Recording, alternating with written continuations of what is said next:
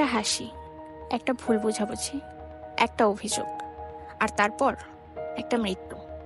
না, একটার নয়, মাত্র কয়েক মাসের ব্যবধানে দুটি তাজা প্রাণ হারিয়ে গেল।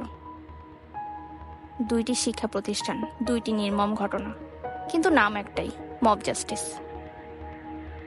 প্রথম গল্প, পারভেজ প্রাইম এশিয়া বিশ্ববিদ্যালয়ের ছাত্র। বন্ধুদের সঙ্গে দাঁড়িয়েছিল, সিঙ্গারা খাচ্ছিল, হাসছিল।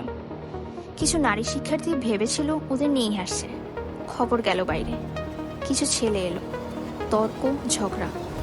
বিশ্ববিদ্যালয় প্রশাসন এসে মিটমাট করে দিল, কিন্তু মিটল না রাগ।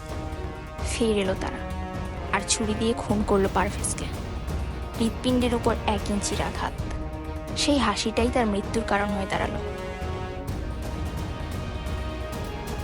এরপর আসি দ্বিতীয় গল্পে।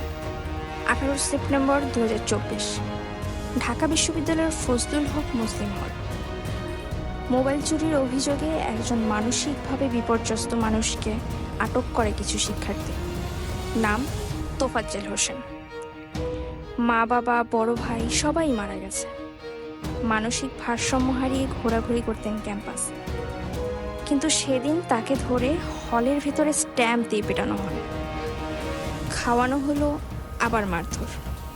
মুক্তিপণ চাওয়ার অভিযোগও আছে।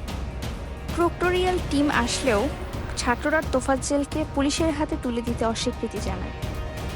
পরে তাকে শাহবাগ থানায় নেওয়া হয়, সেখান থেকে ঢাকা মেডিকেল, আর শেষ ঠিকানা মর্গ। পারভেজ হোক বা তোফাজ্জেল, উভয়ই ছিল অরক্ষিত। একজন ছিল প্রাণবন্ত ছাত্র, আরেকজন ছিল একা, আহত মানসিক রোগী।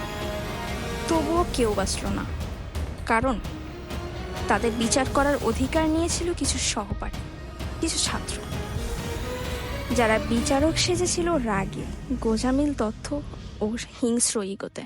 দুইটি ঘটনা, দুইটি মৃত্যু, একই প্রশ্ন তোলে, এভাবেই কি চলবে? শিক্ষার্থীদের হাতে মানুষ খুন হবে, আর আমরা শুধু ফেসবুকে স্ট্যাটাস দিয়ে থেমে যাব? এই ভিডিও আপনার কাছে শুধু একটা গল্প নয়, এটা একটা প্রশ্ন। আমরা কবে মানুষ হব?